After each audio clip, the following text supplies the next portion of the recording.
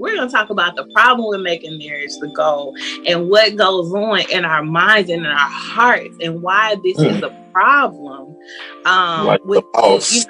Within the church, within ourselves, what we're taught. I mean, because once you grow up, you're supposed to get married.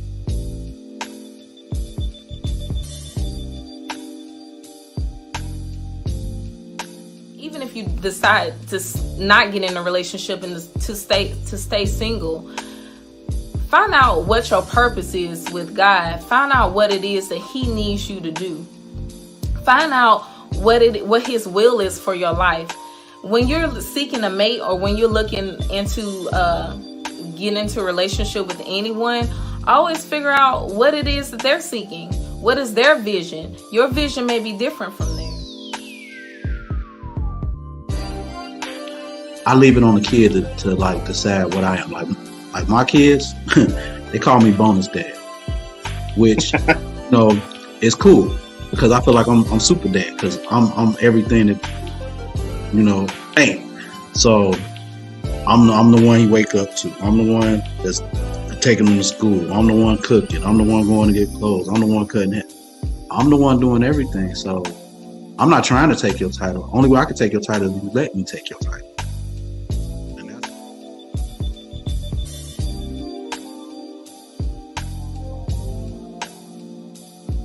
I just heard you say these things and I just want to reiterate them. You talked about pleasing. And so I just want to tell you guys, excuse me, pleasing the Father should be one of your focuses while you're single. Pleasing Him, this is how I say it, pleasing Him before Him, women, capital H before lowercase h, meaning another man. When you are pleasing the Father, you're focused on His will, His way, and you're doing things that bring glory to His name. And so that is not even pleasing yourself, your fleshly desires, your selfish desires that are ungodly, but that is literally doing things His way. And so you please the Father, not yourself or another person, a man or a woman. And then you talked about purpose. You were talking about worshipers. You come into your identity. You come into knowing who you are. So you're pleasing. You're learning how to please God. You're learning how to know who you are. So your purpose, you were placed here on purpose, for a purpose, with a purpose. So on purpose, with your purpose, you live that out. Again, we're talking about our opinions. I'm going to wonder about standards. I'm going to wonder about what his idea of decent and in order is. Okay, mm-hmm. I'm going to wonder about, what is he looking for? And chances are that's not what we want. Not us, not 30 single and saved family members. Okay? Come on, sis.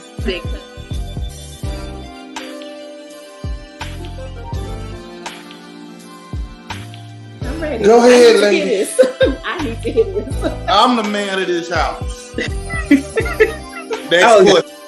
Here we go. You know what? For real, I am the man of the house, and my wife allows me to be the head of the house because that's how God did things. But along with that, me being the head of the house don't mean I make all the rules. It don't mean I call all the shots. We do talk about what's going on. We do, we conversate, because if we don't conversate, you're going to have some mess going on. So, and I don't want that. I don't want her to feel like she's inferior, because that's not what the head of the household means. It was just like she would recite Bible verses. Even though I had studied the Bible, I was just like, it was different. So I would have to literally go read what she said. And then so I could come back with a quick answer. But it was like, she did it so often, and it was just genuine. So then we started reading Bible the Bible app, different Bible plans together. Mm-hmm. And we started that, and that would start my day. But it was like, I think because she had such a strong influence, and I knew that was her foundation. I knew if I wanted to be on the same accord with her, I had to get into what she loved. And if she loved God, I had to go back to him.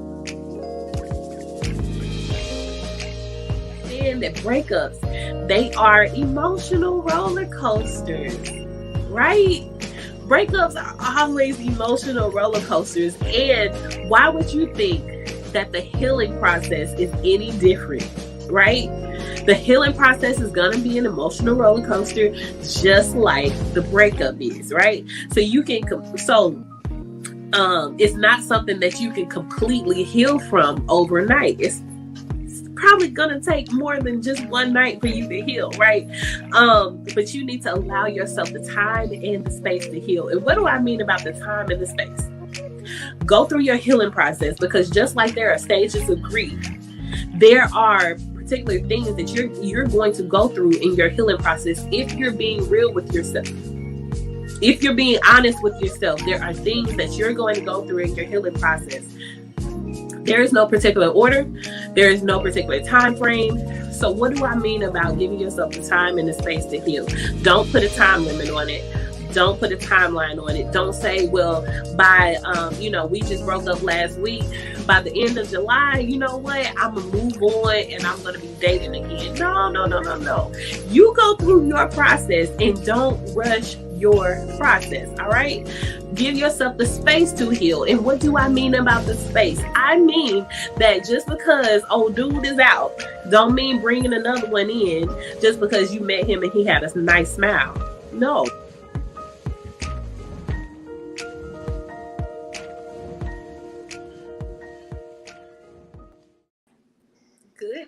Good evening, everyone. Hello. Thank you so much for joining us for another 30 Single and Saved Live. As you know, I am your host, Lauren Monet, and ministry leader. And I'm so excited because, as you can see on the screen, we have with us our special guest, Beth Veals. Good evening, Beth. We thank you for joining us, and we're just gonna do just a few preliminaries, and then we're gonna let you have the floor. So you guys, as you can see, our special guest is on. She is here, so I want to make sure that you guys do what you know to do. How can you support the ministry? You can share, okay? So hit that share button for us. Sharing is free. It costs nothing to share. It's just one click, all right? So make sure you do that. We are live on Facebook and YouTube, so be sure to like the Facebook page.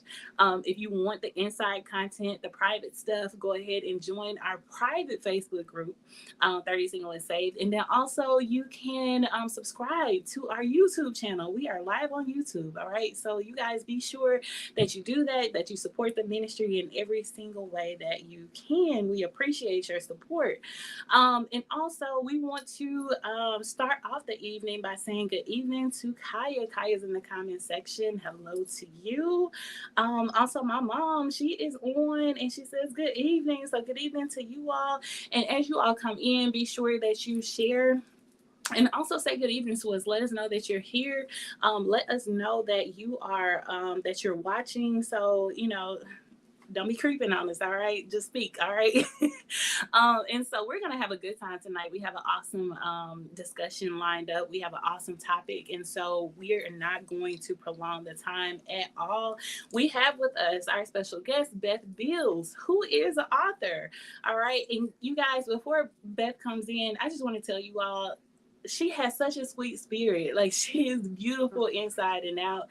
And I just thank and praise God just for her and just being who she is. And so I'm not going to take up any more time. Beth, if you can please introduce yourself, tell us a little bit about you, and also tell us how we can support you as well. All right. My name is Beth Veals, as Lauren said. Nurse by profession, but I have written a book. I'm going to ask for forgiveness. I have allergies. So forgive the drainage. But I have written a book about my personal story of domestic violence called Saving Alexis. It is sold on Amazon. This is the book here. And I have to just say that Brandon Clark did an awesome job on the cover here. Yes. But yeah, it is sold on Amazon, and I'm ready just to dive in. Awesome, awesome. You guys, I am actually in the middle of putting the link in the comment section, you guys, for the book, because it's an awesome read. So you guys make sure that you go and support Beth by purchasing the book. All right, it's on Amazon. It's one click. You guys know how Amazon works. All right, so make sure that you do that. And we are getting ready to just get started tonight. We are talking about the truth about domestic violence. So I want to encourage you all to not only share this with someone or some people that you may know that would benefit from hearing about this particular topic and learning something. But I also want to encourage you all, if you know someone who has been a survivor of domestic violence, that you share this with them as well. And also, I want to let you guys know that this is a safe space. So for you to tell your story without judgment. And so we want to make sure that we open that up so that everyone feels comfortable that they can share. And so this is not just about, just bringing just light to this particular topic, but it's also about helping others to free themselves, whatever way that they need to free themselves, whether that's verbally, whether that's meeting up with someone or going to support groups or whatever they need to do. All right, you guys. And so this is what we're talking about on tonight. And Beth is here to share her wisdom with us and to help us, and she's actually going to be sharing a little bit of her story as well. So we're going to just dive into the conversation. So our first question is, what is domestic violence, and what has been your experience with domestic violence, Beth? My personal definition of domestic violence would be violent or like aggressive behavior in a relationship or home between intimate partners. Sometimes it can go outside of that relationship or whatever. My personal history of it was physical abuse, whereas he actually beat me day in and day out. And you also have other types of domestic violence that you just don't think of all the time, like sexual, emotional, neglect, financial, like withholding funds and all of that type of thing, or just, emotional, just having you a wreck all the time, whether it be arguing, just whatever the case is, to have you emotional and erratic. Okay. Yes. Thank you so much for that. And we're gonna roll on. So before domestic violence begins, what are some signs that the relationship might be headed in that direction? If I would go back to 20 years old, I would tell you nothing because I knew nothing about domestic violence at all. And thinking on it now, my sign that I would have known was that he would try to hold me or confine me in spaces and not let me leave or whatever the case is. But then also the talking crazy to you or being aggressive in any way, withholding, not really withholding, but like isolating you from your family and friends. It's just like a whole lot of those things that we all need to educate ourselves on. Yes, I definitely agree. We can definitely benefit from educating ourselves on, just those signs. Yeah. Also, just listening to other people who have, like you've been through it, but also are willing to tell their stories and listening intently, and learning more about it, opening ourselves up for, understanding, because a lot of people can judge, a situation without having been through it, or even researching or knowing anything about it. And so this is something that anyone, no matter your socioeconomic status, no matter who you are, what your title is, your education, anyone can be, subject to going through something like this. And so that's why I think it's so important for us to talk about it. I'm going to pause here and say good evening to Sister Galloway. She is in the comment section. Good evening to you. And also good evening to Auntie Kim. Thank you so much for joining us. And so we're just going to jump right back on into it. So after the first domestic violence instance has occurred, what are your thoughts and your feelings? Take us to, where are you mentally? Where are you, physically? Like, what is going on in your mind? Yeah. First, let me go back to that last question. I chose not to tell my daughter about this. So that means I didn't educate her. I didn't prepare her that, for if something like that was to happen to her, then what it would, and if I would have only said anything to her or talked to her about it, maybe it could have prevented her from going through something that she went through. So we have to like teach our young girls as well and let that be a part of that early education. Yes, I definitely. All right. And then the other question, I'm actually going to read something out of the book to answer that question, okay? Mm-hmm. And again, you'll have to read the book to understand where I'm starting to read from, obviously. We drove back to Mississippi without incident. I forced myself to laugh and talk as they conversed like nothing had happened, like I had not been beaten, like I had not been raped. Fear had paralyzed me, and survival instinct kicked in. From that day forth, I began to adapt to each day of my life as the day unfolded. I never knew if the day would be happy or sad, whether I would be beaten, raped, or even killed. I did not know whom I would wake up to or what mask I would need to wear that day. So it's just like, for me, yeah, fear just paralyzed me. Like, you go into a space that you never thought existed, um, and that you never thought possible, and especially like if a kid is involved, or like I had, you're wondering how do you protect this child, and you're gonna obviously take a beating over him doing something to the child, but it paralyzes you. You don't know what to do, and until I just really started talking to my family about it, I was just there in just like a shell, to say, in my own world of fear. So, in order to protect the child, you're willing to do anything, and I totally understand that. Me being a mother, one of my always quotes is, "Look, I have to protect this child at all costs." Hmm. So even with the thoughts and the feelings and all of that, where you talked about in the book how you put on a mask. You don't know what mask you're gonna have to wear that day. Hmm. Can you speak a little bit to that, like how how you were able to put on those masks, how that felt, having to hide behind those masks? I mean, it was just something that became so very natural. It did. Like, okay, I haven't slept all night, but I have to get up to go to work.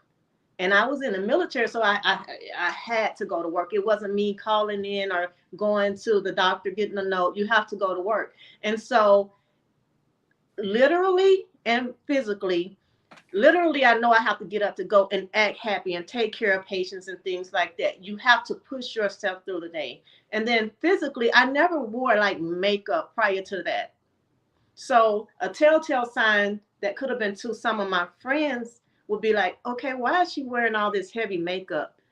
Covering up black eyes, bruises, long sleeves to hide bruises. I mean, all of that was a costume.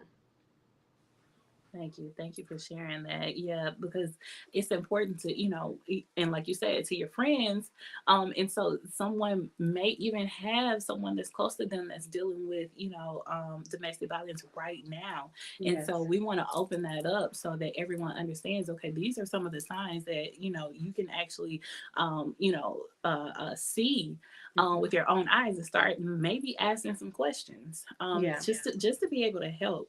Our next question is, where does the fear take you? And then how does it affect you? It takes you to a place of isolation initially if you let it. But then, how can I say this? It happened, but then it's like it was something that I knew I would not live with, because I couldn't raise my daughter to see that and think that this is right, you know? So, first fear, and then to that place where you go along to get along until you can get out. That was that my end result was always, okay, I'm going to take this and take it and take it until I have to, until I don't have to take it. Meaning I'm making a way, I'm preparing a road for me to get out. So your plan was always to get out. Yes. Okay. Okay, because I know that there are instances where some women, they stay, or some Yeah. people, I would say, because domestic violence is not just only women dealing with Of it. Because I course. know some men that Hmm. have dealt with it as well, and been survivors of it. But so your plan was to always get out. Some people don't feel like they have the strength to get out, and so I'd love to hear that your plan was to always get out and protect your Yeah. child. um, we have a question here. When did you become concerned for your daughter's safety? The day he hit me, the very first day. Because if you could do this to the mother of your child, it's not, I mean, you can do it to your child. That was my opinion. And he proved that to be true. One night when he was beating me, and he grabbed her by the neck, and he's like, "Look at your mom, she ain't," and he dropped her. And so I had to dive to catch her, and he kicked me in the ear with a steel toe boot. So way before then, I knew that that day could happen.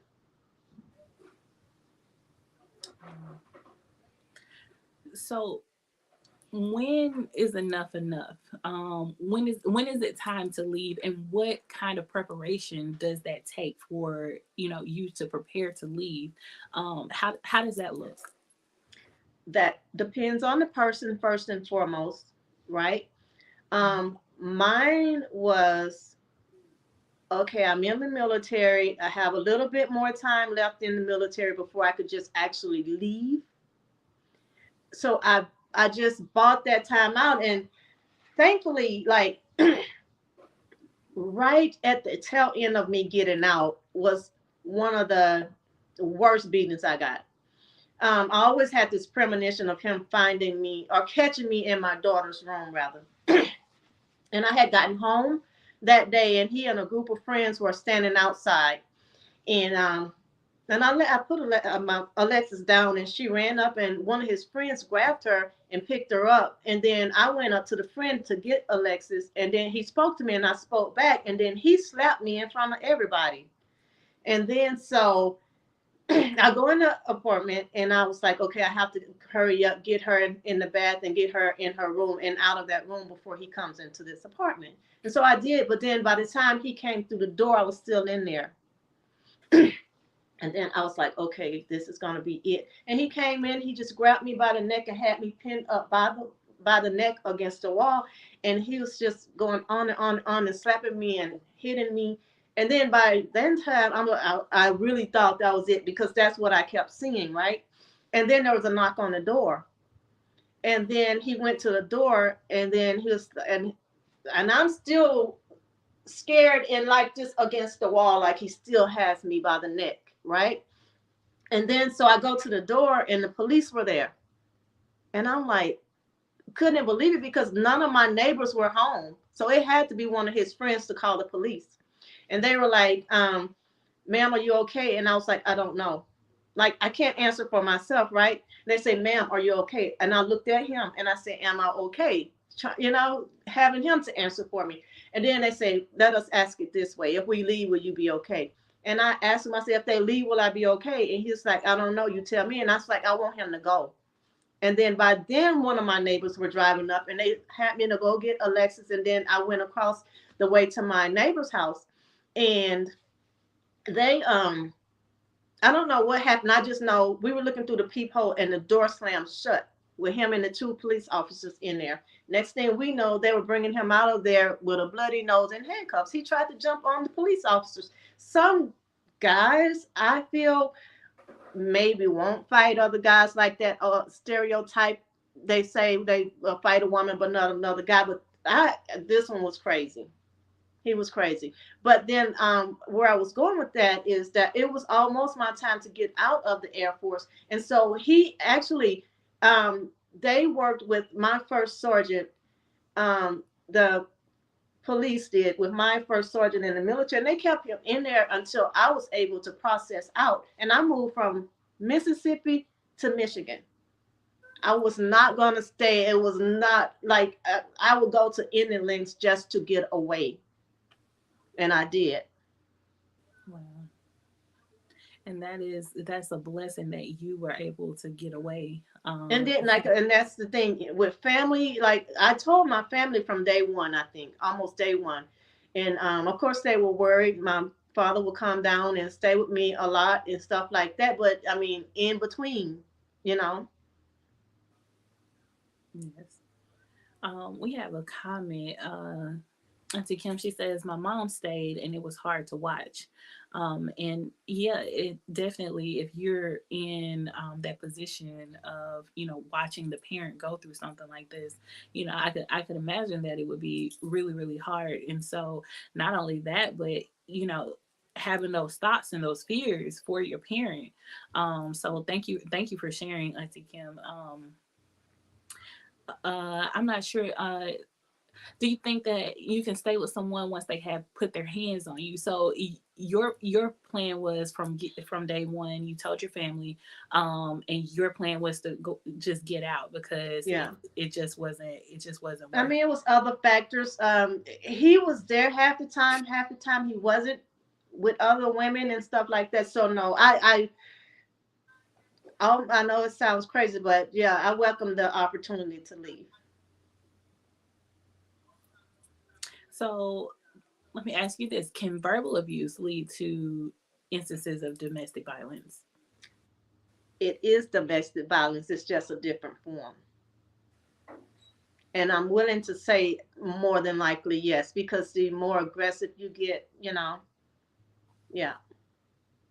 Yeah, there is, and I just want to plug this because it was something that was just an eye opener. There is a series on Netflix. It's called Made, and this woman was in a situation where her boyfriend, the father of her child, was throwing beer bottles right by her head, and he would get drunk and just go out and be irate, and all of these instances, and she would be scared for her life and for her child's life and all of that. And so when she goes to the state to get help because she Hmm. decided that she wanted to leave, she goes to the state to get help, and they said, well, have you gone through domestic violence? Are you a victim of domestic violence? And she said no. And so they said, well, what has happened? And she said, she told them everything that had gone on. And they said, maybe you've been abused.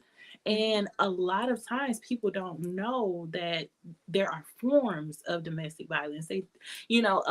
What I've come across is the understanding of it has been limited. And it is a good thing to educate yourself on all of the aspects of domestic violence because she was in a position where she wasn't willing to take public assistance or even tell them that she had been abused because she didn't feel like, taking a space for her and her child was fair to someone who had been physically abused because he had never put his hands on her. Hmm. And the thing about it is, whatever situation it is, it could definitely, like you were saying before, it could definitely lead to that, because there's stages, and if they'll say these things or if, and act in these certain ways, you have to know that there's progressions that could take place.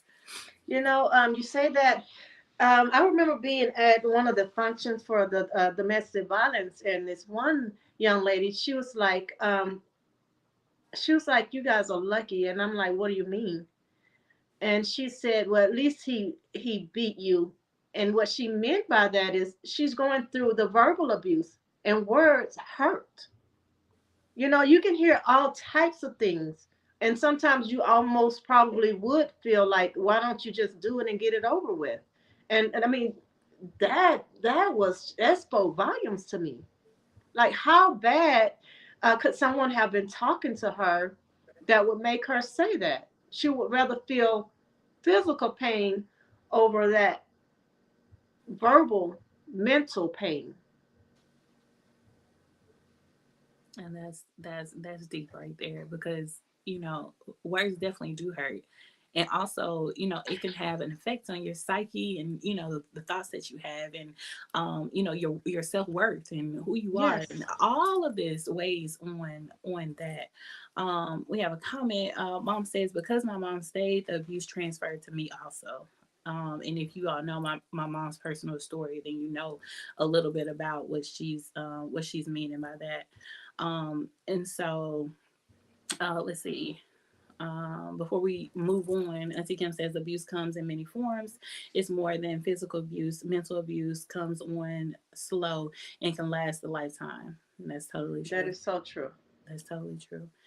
Would you say that, and I know this was not a part of some of the questions that we said we were going to talk about, but would you say that there was anything that in particular that might you noticed that was like maybe a trend for him to, act in that manner or something like that? Or was it just anything? It was no, it could be, me coming out of this convenience store, excuse me, and him sitting in the car and I speak to somebody and he get out the car and slap me. It could be me talking on the phone with my family and I should be cooking. It could be, I don't like what you have on today. It could be anything. It could be, do you smell cologne? And he's like, no. And I bought him cologne for his birthday, and he thought I was talking about another man. And I'm just giving him like a hint onto what I bought for his birthday. It's no. Anything. I mean, if he's having a bad day outside of the house and come in, you're gonna be who he, Mm-hmm. Yeah. So what is the process of attempting to leave in an abusive relationship? So we kind of talked about how you left. So you have to have a plan. Okay. Unless you're able just to have someone swarm in and just get you out of it. Like I had a friend like that whose parents went in and just packed up her apartment with him in it with the police. But everybody is not going to be so blessed or lucky. You're just going to have a plan, and it takes a lot of thought, especially, I mean, to me, and I it's just so hard. It's like back then, you weren't really hearing about people killing people. And now you're hearing all these stories every single day on the news about, oh, this was a domestic violence situation. The person, they're killing people like, I mean, I know I've heard about 5, 6, 7 stories just, since last week about people getting killed. It's just that people need to get counseling, get educated. I'm not the one to speak on that, but you do have to have a plan. Have a plan. Yeah. So we talked about, how the first instance you went ahead and told your family what was going on. So they knew what was going on with you. They knew that, to number one, be praying. They knew that it had to be something done about the situation. Yes. And so you talked about the young lady who had her family come in and go ahead and pack it up. Nothing that the guy can do when they're packing it up and they have the authorities and all of that. Exactly. So how important is it to have like a really good, strong support system? What does that look like? And do you have any suggestions or any kind of any advice for someone who doesn't have that?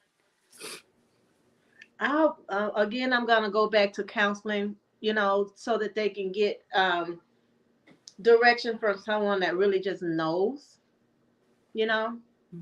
because every situation is going to look different. Yep. Awesome. So, but I also say that we should check on people if we suspect something is going on. Because when they start talking and opening up, then, maybe you can start making suggestions or whatever. But they're not going to leave until they're ready to leave anyways. I think you just hit the nail right on the head right there. They're not going to leave until they're ready to leave. The same way that we were talking about, when is enough enough? My enough may not be the next person's enough. Your enough may not be the next person's enough. So it's, it's really up to them. I know that some people that, I'm in association with, they stay for the children. You know, in the on the front side, you know, you think about the parent stance of staying for the children. Oh, don't stay for the children because the children don't need to see this. But then there are some people who stay for their children so that those children can grow up in a two-parent household as well, regardless of, you know. And then there are people that stay just because of the hopes of the abuse not being forever, not realizing that, you know, the forever, any of these instances, this person could go so far as to take your life. And so, you know, it's really important, you know, for that enough portion to kind of, you know, definitely, like you said before, get counseling and be able to speak to someone. And if you don't have a strong support system as well. Mom says, I feel like abuse is a form of unresolved hate. Yeah, I agree. And it stems from something. Yes. And I would say that, you know, even in the abuse, you have to, you know, wonder if this particular person um is just a functioning person who has mental health issues. You know, they're functioning like normal on the outside, but then again, you know, how is their, you know, what have they gone through that allows their mind to, you know, switch in these particular instances, you know. And so for Sometimes I me, think it's, yeah, sometimes I think it's a learned behavior because with mine, with the guy that abused me, it's like one time we were into it about something, and then his mom, that was the situation with the clone. And so we were at his mom's house. We drove down to her house, and I just took it out and threw it on the ground, and he just started beating me there. Then I ran in the house, and I couldn't run. I ran up on a bed to try and get away. He jumped on the bed, and then he started choking and beating. And then his mom came in with a knife and put it to his throat and said, "Leave her alone, or I'd stab you where you stand." And so he ran outside. Alexis was still in the car, so he was trying to pull off. I had to jump in the car because she was in the car. And then as we were driving, he was punching me, and then I was crying. He was like, "I don't know why you're crying. If big mom should do is pick up a knife and stab him." So it can be a learned behavior. That's a normal. It was a normal thing for him to see, a normal thing for his mom to go through. learn behavior. So we had a discussion, and we talked about minimizing. And I thought that it was so beautiful the way that you were able to, you know, kind of speak to that. So, can you speak to the premise of minimizing your past experience with domestic violence, and, you know, maybe even giving some advice for those who have gone through something similar? Yeah. So with mine, um, I would listen to other women's stories, and I would be like, thinking how much worse I thought theirs were, and they always thought the same about mine, you know, with their situation. And then I was talking to a coworker one day, and I was like, and I was telling her about the book and stuff like that. She was like, "Beth, you're strong." She was like, "For you to even be able to write this is something." I was like, "Yeah." I was like, "Sometimes I feel like I didn't even go through it, or that I minimized or whatever." And she was like, "No, yeah." And I told her minimize, and she was like, "No, it's not you minimizing. It's God restoring you, so that you can be able to talk to people and share the story, and maybe, get them help as well." Yes, yes, definitely. And, you know, God is really giving you the strength to be able to speak on it. Not only speak on it, but write on it. And, you know, put out this body of work where other people can read your story. And so it takes, I don't know how much strength it takes, but for you to be able to speak on something that you went through, it really just shed some light on it. I mean, honestly, I just want to give you your flowers now, you know, because that is, it's a beautiful thing when you went through hell in this Yes. situation, but you were able to put it all into words. And it's kind of like taking it and taking, what is it, this shrubbery and this horrible, piece of land or something like that, and then creating a garden where you have beautiful flowers and beautiful fruit and vegetables that is growing and it's beautiful and it's green again, and you turn something that was so dirty and bad into something good where you can actually shed some light on your experience. But not only that, but actually you're a living testimony as to what you went through, that other people can get out, and get on the other side of it and actually speak on it. And that's why I wanted to talk about the minimizing piece, because yes, God is so good, and you're literally sitting here, a miracle, Yes. sitting before us and speaking to us on something that was so painful at one point in time. Yeah. So would you say that there is any form of prevention? Again, I'll go back to education, but I don't education by way of, okay, the signs, right? But we sometimes don't, and then just knowing who you're dealing with, praying to God for someone that's specifically for you. Um, but and I'm not going to say beyond that, because that's key to me, right? Yes. But let's say that didn't happen or whatever. You don't know who you're dealing with, and it can happen, maybe just for one time or whatever the case was. But I say yes, it could happen to anybody. Definitely. Education, and and really just like you said, praying to God, asking Him to, send the right one, and then actually, accepting the right one, and not the wrong one, and also, praying and asking for guidance, throughout all of it.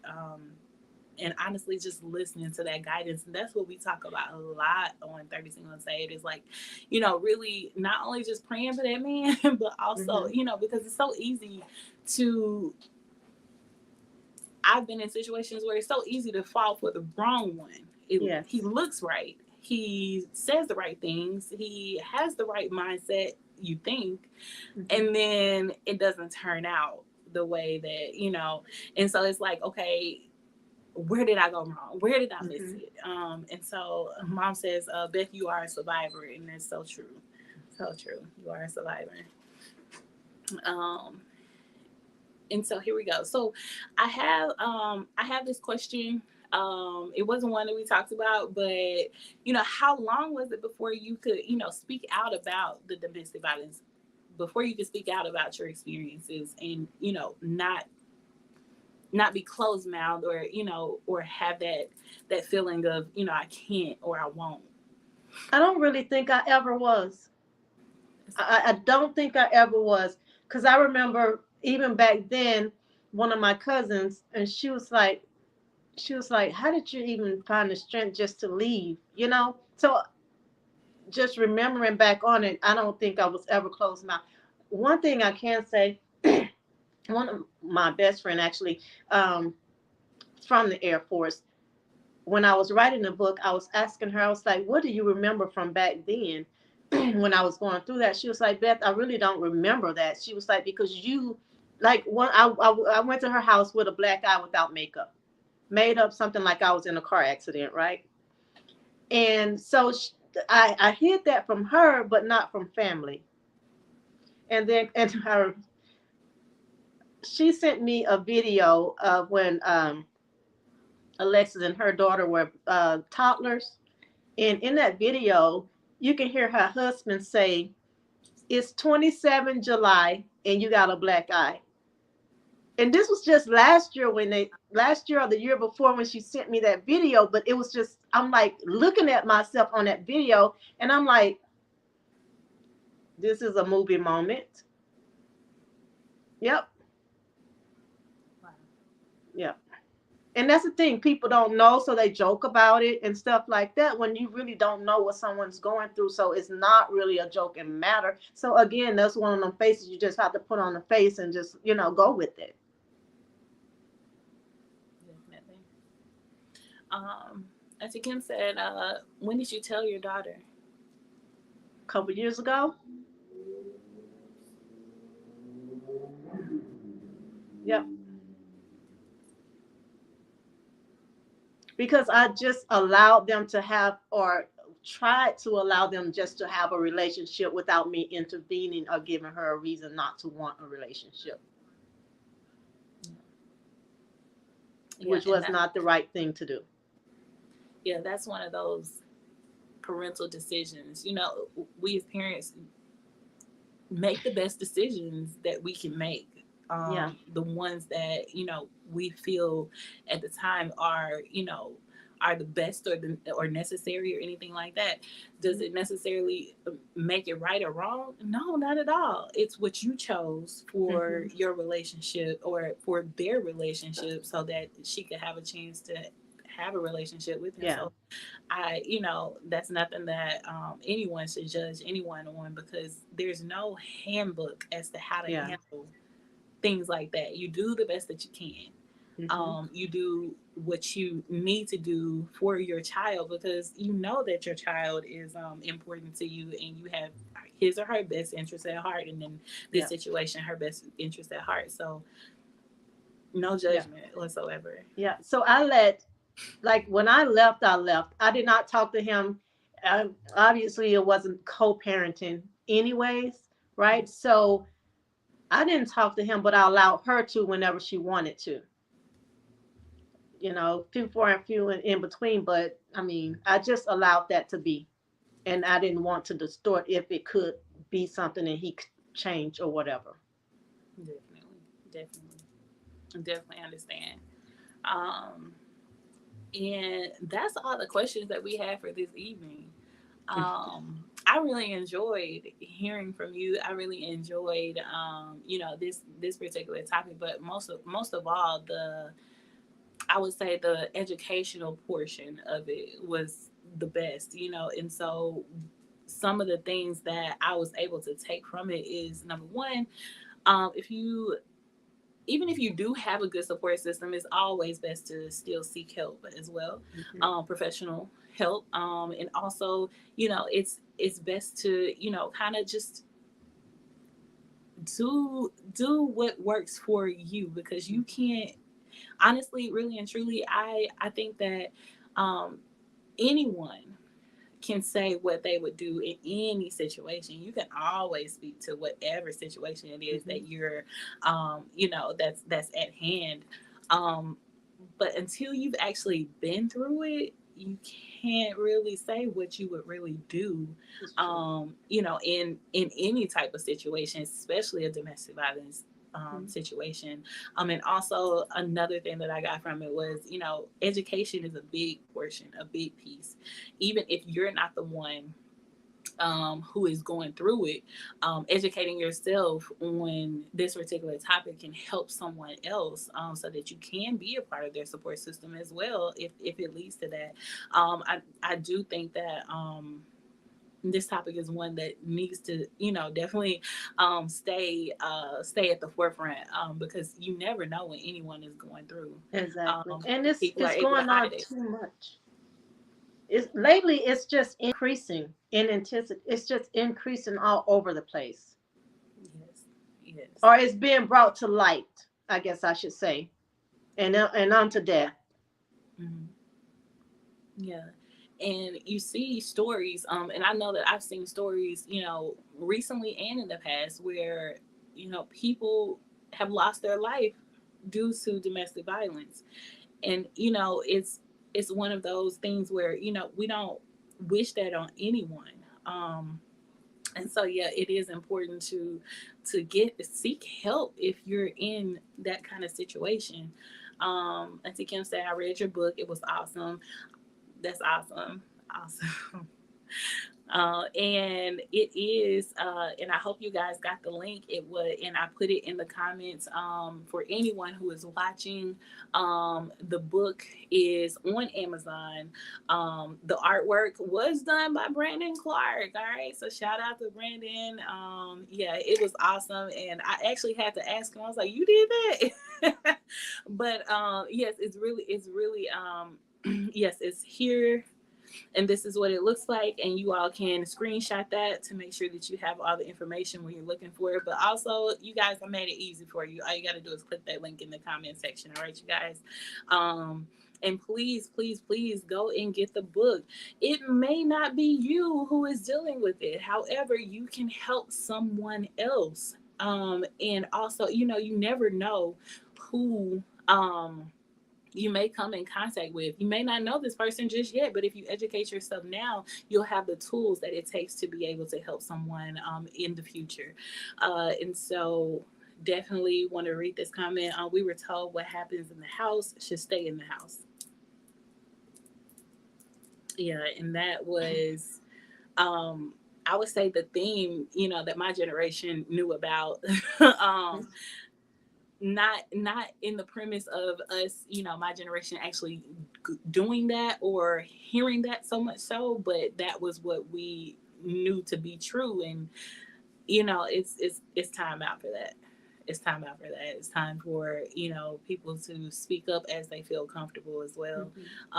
Never forcing anyone to say anything that they don't feel comfortable with saying, but you never know who you can help by speaking out. And you never know, like there are so many skeletons in the closet in families because people just want to sweep it under the rug. So yeah, it's time. It's time to shed some light on some things.